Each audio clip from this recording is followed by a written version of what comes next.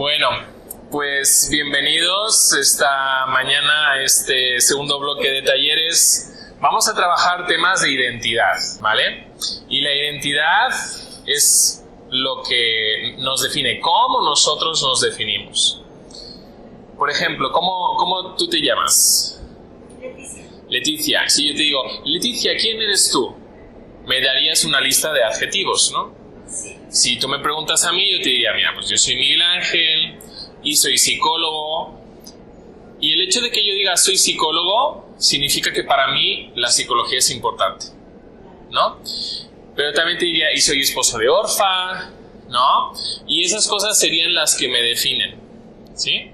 Entonces, antes de empezar el taller, quiero que podáis, no sé si tenéis un papel o un boli o algo, o el propio celular, las notas del celular, o os autoescribís un WhatsApp a vosotros mismos y poned 10 palabras que os definan.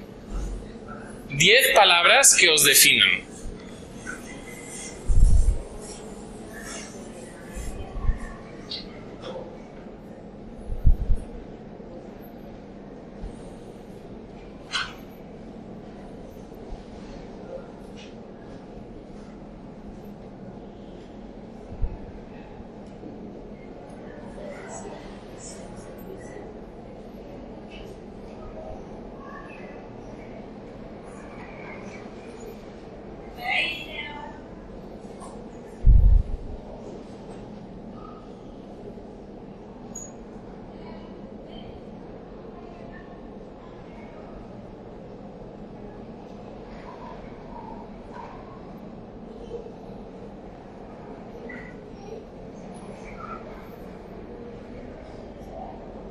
Solo a los que acabáis de entrar, escribid por favor 10 palabras que os definan. Si alguien os preguntase,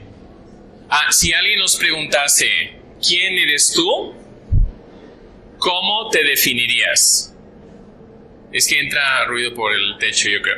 Entonces, ni cerrando la puerta. 10 palabras que os definan. ¿Sí?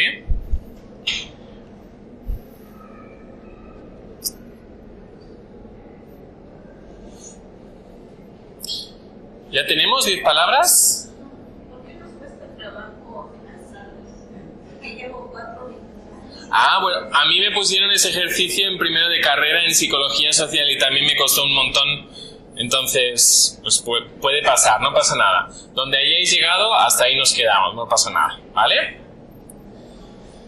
Lo negativo también, nada más positivo. Bueno, pues si de ti sale definirte con algo negativo es porque para ti eso es algo importante. Entonces, también vale, está bien. ¿Sí?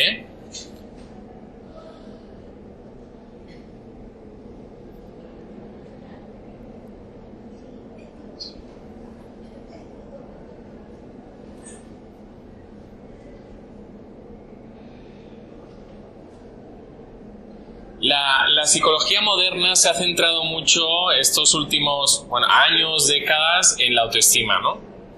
Y se le dijo a los papás, los más jovencitos, se les decía, no, es que tenéis que cuidar mucho la autoestima de vuestros hijos. Pero nos faltó comunicar algo a los papás, y es que la autoestima, el cómo yo me valoro, está íntimamente relacionado con el cómo yo me defino. ¿Sí? Pongamos un ejemplo. Llega tu papá, tu mamá, es que eres un bueno para nada, es que eres un menso, es que da igual cuántas veces te digamos esto, es que no te entra en la cabeza. Esos mensajes seguro los habéis escuchado alguna vez, ¿no? Y eso repetido varias veces tiene un efecto en nosotros. Pongamos otro ejemplo. Ese niño está en la escuela, está en secundaria, ¿no? Y le dicen, es que eres un gordo. O, por ejemplo, había uno en mi clase que tenía las orejas especialmente grandes, ¿no? Y le decían, Dumbo. tal fue su complejo, sintiéndose Dumbo, que cuando terminó la secundaria solicitó a sus padres que le pagaran una operación de estética para operarse las orejas. ¿Sí? Entonces, el cómo nosotros nos vemos está íntimamente relacionado con los adjetivos que nuestro entorno ha utilizado con nosotros. ¿Sí? A veces a lo mejor no nos ha sonado del todo despectivo. Ayer en el otro taller decíamos que en ocasiones hay ciertos elogios que son basurita bien envuelta. Parece un elogio, pero guarda dentro de sí un desprecio. ¡Qué guapa estás hoy! Si te hubieras puesto aquello otro, estarías más guapa. Entonces, pues ¿me estás llamando guapa o qué? O sea, no me estás diciendo que hoy me haya arreglado bien, ¿no? Más bien todo lo contrario. Y estamos muy acostumbrados a esos elogios basurita, ¿sí? ¿Cómo creamos ese autoconcepto? Hemos dicho con las palabras de los demás. Pero, bueno, lo que nos define, pues en parte son las opiniones de los demás. Como digo, en parte puede ser mi profesión, mi trabajo. Si yo me tuviera que presentar, una de las cosas que primero diría seguramente sería en el ámbito profesional, ¿no? Porque, pues a lo mejor para mí ha sido importante porque le he dedicado un esfuerzo. Y como le he dedicado un esfuerzo y un tiempo, pues es importante para mí, ¿no? Cuando yo le digo a mis alumnos que todas las semanas leo artículos científicos, dicen, ay, no, profe, o sea, como diciendo, usted no vive, ¿no? Pero para mí eso es importante, ¿no? Para otros son importantes otras cosas. Quienes me criaron, si yo soy hijo de un narcisista o de un borracho o de un maltratador, ¿cuántos han sentido miedo de parecerse a su papá o a su mamá? Que levanten la mano. Yo el primero, ¿no? O sea, no, yo no quiero ser eso, ¿no?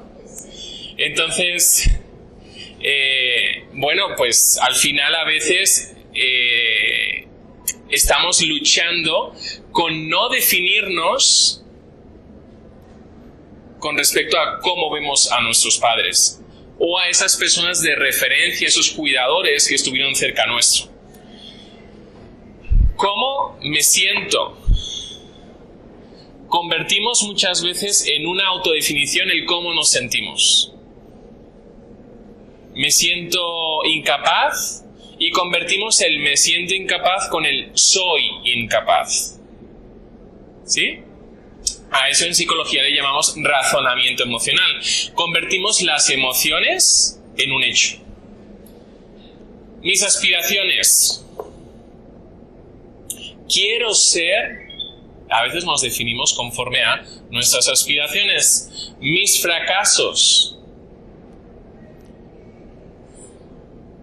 Ese, a lo mejor, pues que ha tenido un pequeño negocio, ha intentado, ¿no?, alguna actividad económica y fracasó, y a veces le ha marcado tanto que ya no sabe salir de ese fracaso, no sabe salir de esa definición de fracasado y poder volver a iniciar algo nuevo.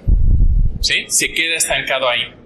Igual que dice fracasos de ese estilo, podemos hablar de fracasos amorosos, ¿no? Es que nadie me va a querer.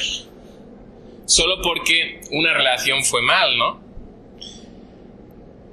En mi caso, pues yo llegué a ese punto. Yo no quiero saber nada de las mujeres, ¿no? De forma que, bueno, la primera novia que tuve era una controladora. ¿Dónde estás? ¿Con quién estás? ¿Ya estás en la universidad o no? ¿Estás en casa de tus padres? Se presentaba por sorpresa para verificar que lo que yo había dicho era así. Y yo sí, o sea, no... Quien me conoce sabe que soy muy directo, no voy con vueltas, no me gusta mentir, ¿vale? La segunda... Bueno, supuestamente cristiana la primera también. La segunda... fue hija de pastor. Yo la respetaba, pero ella no se hacía respetar. Entonces me dijo un día, me dice, ¿sabes que cada 15 días voy a ver a mi hermano que vive en Madrid? Y dice, sí. Y dice, pero es que no voy realmente a ver a mi hermano que vive en Madrid, voy a ver a su roomie porque pues me acuesto con él, ¿no? Entonces yo dije, ay, no, ya no quiero saber nada de eso, ¿no? Y ya me empezaba a definir yo como, mira, yo ya quedé eunuco, yo no quiero saber nada de las mujeres, yo ya estaba pastoreando, dije, no, ya no quiero saber nada, yo ya me defino como soltero y qué bueno, o sea, ¿no? Hasta que llegaron unos amigos, bueno, ahora son amigos nuestros, los dos judíos de sangre y pues además creyentes en Cristo, porque ya sabéis que los judíos, pues los que no son cristianos, pues no aceptan a Jesús como Salvador, ¿no? Entonces ellos dos son cristianos, pero me hablan con esas palabras de judío, ¿no? Me dice, se me acerca Rebeca, me dice, yo siento de parte de Hashem decirte eso. Dice, tú has dejado de orar y tienes que volver a orar porque Dios quiere darte esposa. Y yo ahí oré pues como para cumplir. Que Dios no diga que yo no he hecho, ¿no? Y después cuando la conocí, para que veáis que me costó mucho salir de esa definición, ¿vale? Cuando la conocí le dije, Dios, o me requete confirmas que es ella o yo no muevo ningún dedo. De forma que fui a una reunión de pastores, después me fui a tomar un café con uno de ellos y me dice, ¿y qué tal? ¿Cómo te ha ido en México y tal? Yo, bien. Me dice, ¿y has conocido a alguien? Digo, no sé, puede ser, ya veremos, ¿no? Y él me dice, la persona que a ti te gusta es así, así. Me la empieza a describir. Y dice, y Dios te dice, está todo hecho y solo depende de ti. Como diciendo, ¿te avientas o no? ¿No? Y aún así, para que digas, porque uno diría, pues ya, ¿qué más quieres? ¿No? Aún así, yo en mis conversaciones con mi esposa le iba haciendo muchas preguntas y si me dice que no, ya, chao. Y si me dice que no, ya, chao. Y pasó todos los filtros, absolutamente todos. Pero claro, yo digo, no, o sea, yo ya, para mí era muy difícil cambiar mi definición de yo soy soltero y estoy casado conmigo mismo, y sin ser Britney Spears, que se acaba de casar consigo misma, parece ser, ¿no? Y yo, ya está, yo estoy casado con Dios, y ya, o sea, no quiero saber nada. Y esa fue mi experiencia. ¿Cómo podemos salir de definiciones que nos hemos puesto nosotros, pero que no entran dentro del plan de Dios para nosotros? Y eso puede pasar en cualquier aspecto de tu vida, ¿no? A veces nos define la cultura, ¿no? Mis alumnos muchas veces, cuando algo falla en la forma de hacer las cosas, me dice, profe, si es que somos de pueblo, esto es pueblo, ¿no? Yo imparto clases en la universidad en Veracruz, puerto, O sea, para mí eso es ciudad. Dice, no, profe, esto es pueblo. Pero claro, yo vengo de Barcelona, donde hay como 3 millones, ahí hay como 1,5 millones, en la zona conurbada de Veracruz, puerto, ¿no? Entonces digo, pues esto es ciudad. Para ellos no. Muchos, como se perciben y se definen como soy de pueblo, entonces no me comporto ni aspiro a comportarme como en la ciudad. Qué importante es el cómo nos definimos, porque el cómo nos definimos marca el cómo nos vamos a comportar. ¿Sí? Por eso digo que la psicología se ha centrado mucho en la autoestima, pero se ha olvidado de algo muchísimo más importante, que es el autoconcepto. No podemos trabajar el cómo nos valoramos si no trabajamos el cómo nos definimos. Y a veces nos define quien nos dañó.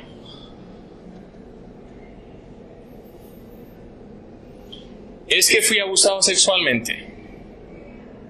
Y como me gustó, entonces soy o me gusta tal cosa. Digo, no permitas que quien te abusó te defina. No permitas que quien te abusó te defina. Pero claro, entonces, ¿cómo nos podemos definir? ¿Nos definen los demás? ¿Nos definimos nosotros mismos? ¿Nos definen nuestros fracasos? ¿Nos definen nuestras heridas emocionales? ¿O qué nos define? Y ahí es donde Dios, desde bien pequeño, hizo un trabajo conmigo increíble, ¿no? Para mí, yo en mi historia tengo a varios predicadores mexicanos que fueron importantes para mí. Yo era de estos jovencitos que si hacían un llamado al frente yo me quedaba en una esquina, y por mí, pues yo estoy aquí, ¿no? Pero a mí que ni me toquen, ¿no? Y ni nada, ¿no? Y hubo una vez, yo me sentía muy desconectado con mi padre, porque él durante los primeros 5 años de vida, él por el tipo de trabajo que tenía, siempre se la pasaba de aquí para allá viajando y no paraba en casa. Él llegaba a lo mejor el mismo domingo que íbamos a la iglesia, llegaba en la mañana, era comer, prepararse, ir a la iglesia, volver a casa y en la madrugada él ya estaba saliendo de viaje otra vez.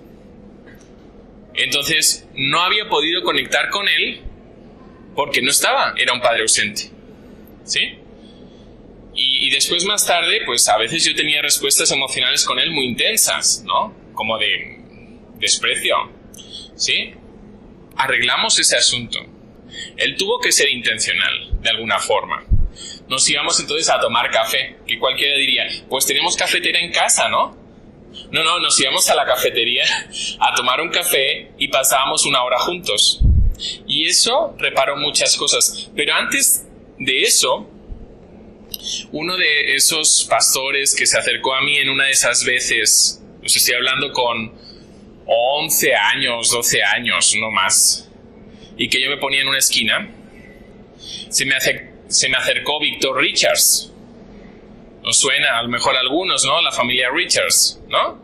El grupo Un Corazón, que es también, pues son familia, ¿no? Y me dijo solamente, Dios te ama y siento de parte de Dios darte un beso. Solo eso. Pero a mí eso me rompió. O sea, y ahí, un poco conectando con lo que dijo Imelda ayer, si estuvisteis en la conferencia Imelda, yo agarré a Dios como papá, ¿no? Y yo ya no me fijé en mi padre. Y mi Padre Celestial, pues es quien suplió todos los defectos que tenía mi padre y que sigue teniendo. Hasta, espero, confiando en Dios, que eso, pues Él pueda trabajar en mi padre y eso pueda cambiar. Y la cuestión ahí es, entonces, mi ausencia de padre no me define, ¿sí? ¿Quién me empezó a definir ahí? Espérate. No, las tengo desordenadas.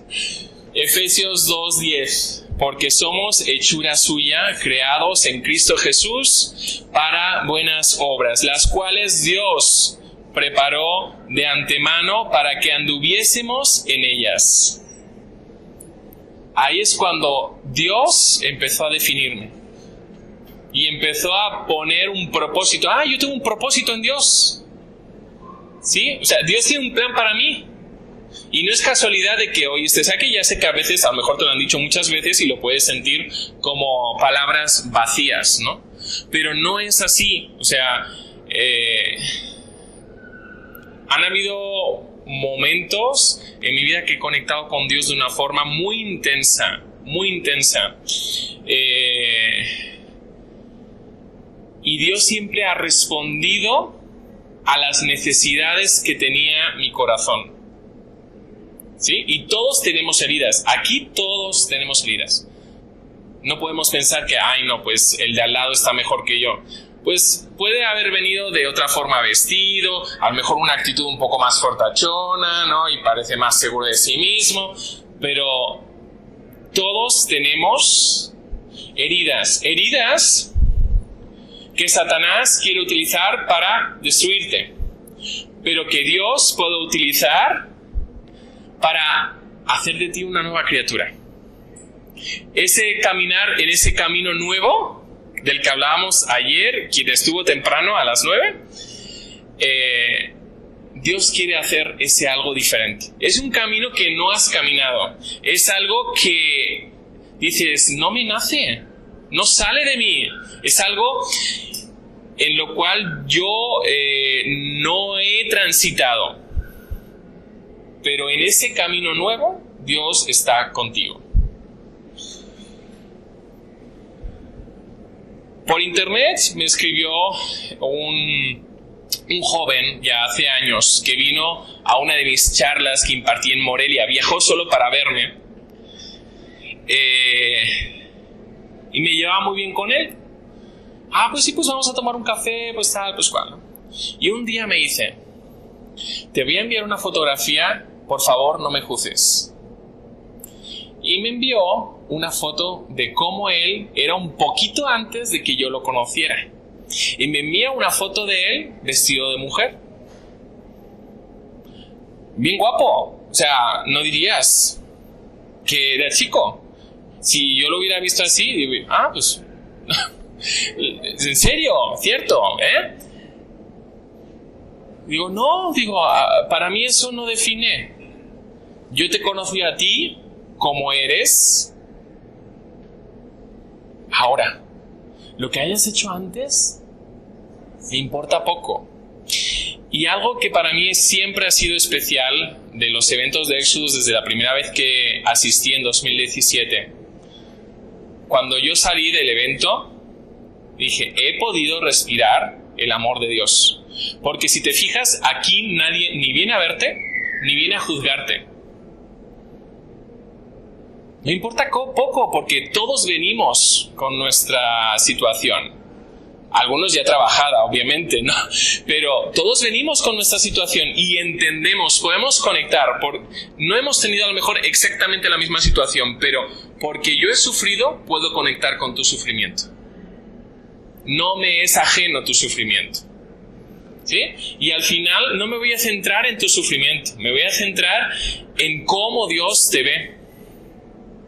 ¿Te has preguntado alguna vez cómo Dios te ve? ¿Le has dicho, Dios, muéstrame cómo tú me ves? Porque ¿qué sucede? Que Él no te ve por tus defectos, no te ve por tu apariencia, no te ve por tus fracasos, no te ve por tus heridas, no te ve por las opiniones que los demás tengan de ti, por cómo te hayan juzgado o cómo te hayan valorado. Él te ve como Él te diseñó. Y Él sabe lo que puedes llegar a hacer en sus manos. Él ve simplemente un trozo de barro, pero Él ya en el barro ya está viendo lo que puede salir de ese barro. Porque Él es el alfarero. ¿Sí? Hechura suya, de sus manos. Él nos creó del barro. ¡Qué fantástico! Y esa es una verdad que nos transforma. ¿Sí?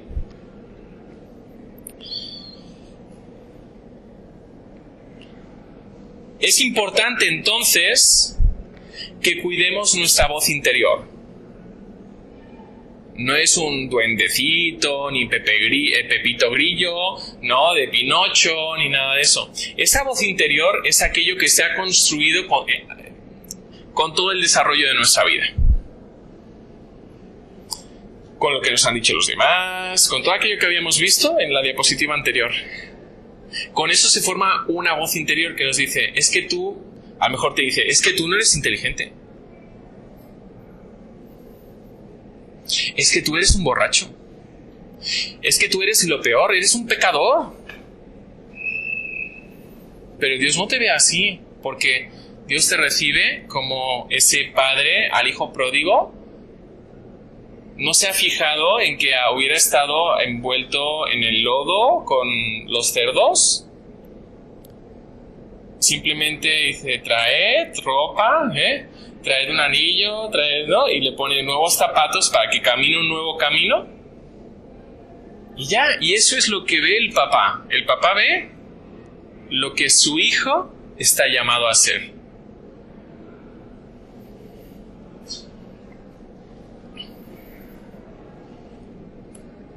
Y nuestra identidad marca muchas cosas. Marca nuestra autoestima, el cómo nos valoramos.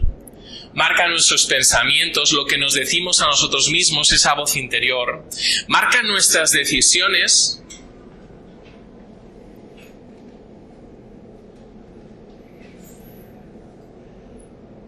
Porque, por ejemplo, si lo que a mí me define es ver pornografía o quedar con otras personas por aplicaciones de internet, pues ¿qué voy a hacer?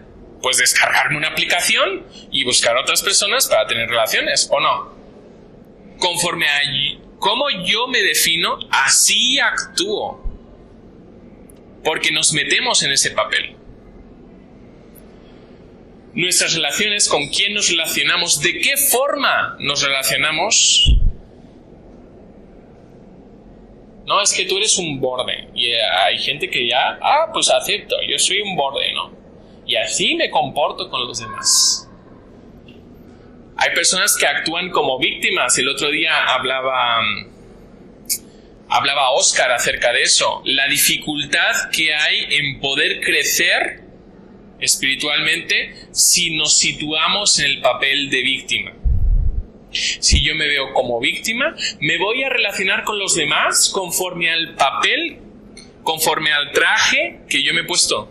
Yo soy víctima y siempre voy a ser víctima. Y cualquier señal que pueda haber en mi entorno, que pueda indicar lo más mínimo que me están juzgando, vuelvo a ponerme en el papel de víctima.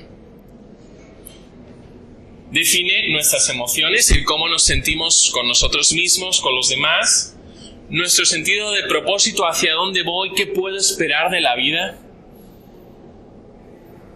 Y también, pues, nuestras acciones, obviamente.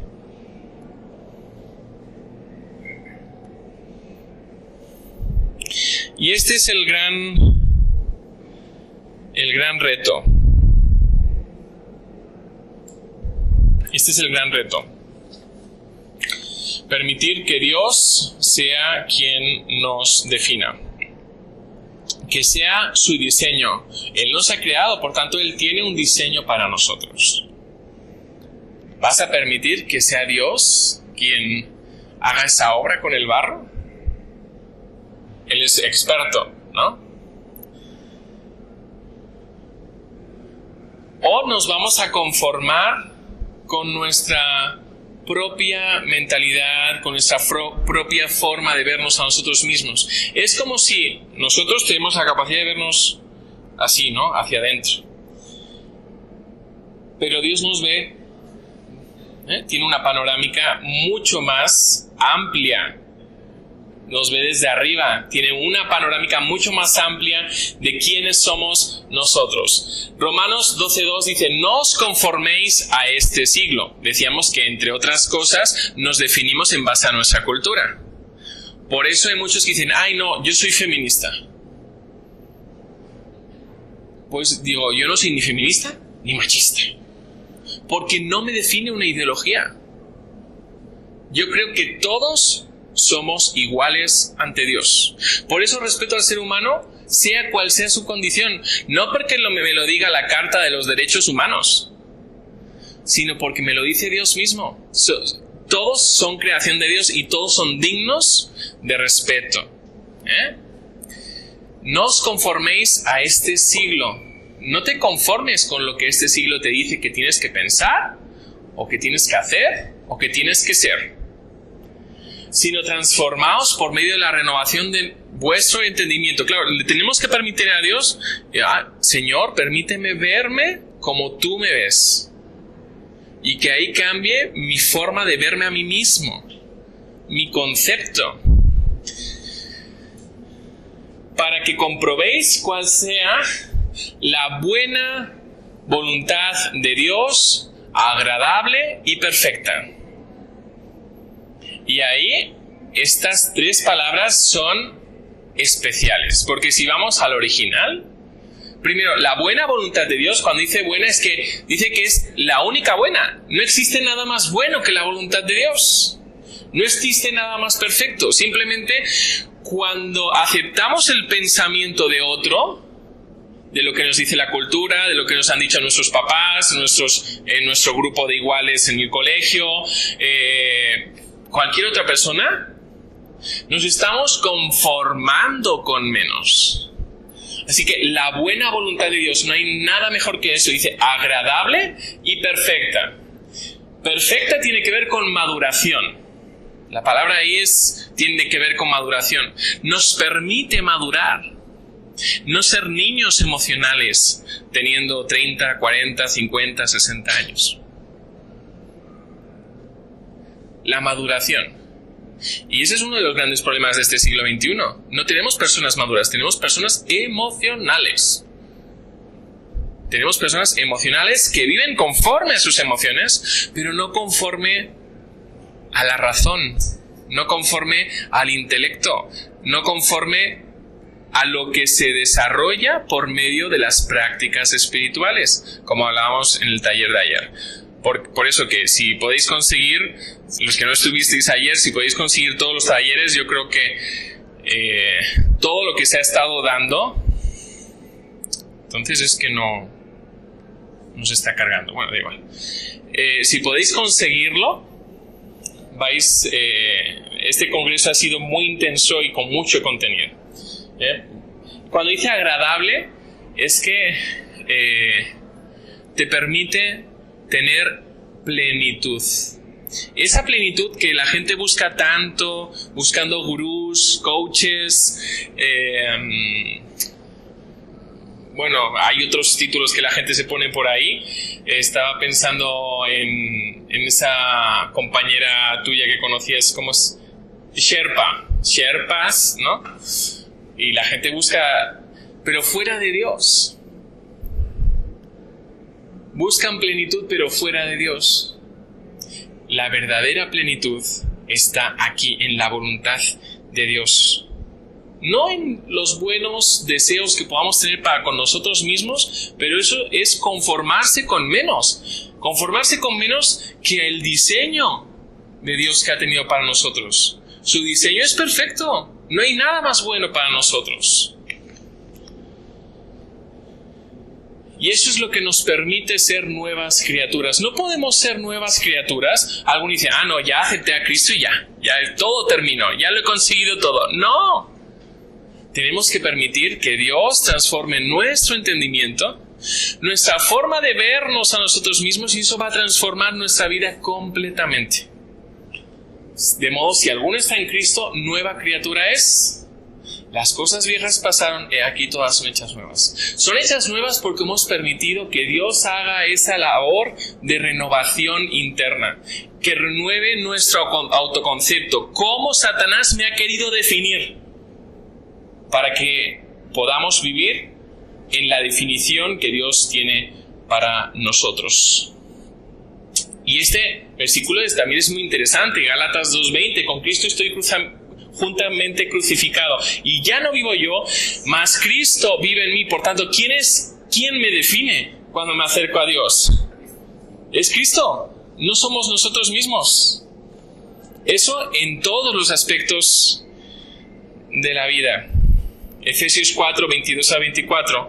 En cuanto a la pasada manera de vivir, despojaos del viejo hombre que está viciado conforme a los deseos engañosos, y renovaos en el espíritu de vuestra mente, y vestíos del nuevo hombre, creado según Dios en la justicia y santidad de la verdad. Mi identidad, tu identidad, fueron diseñadas por Dios antes de que tú nacieras. Antes de que tú nacieras.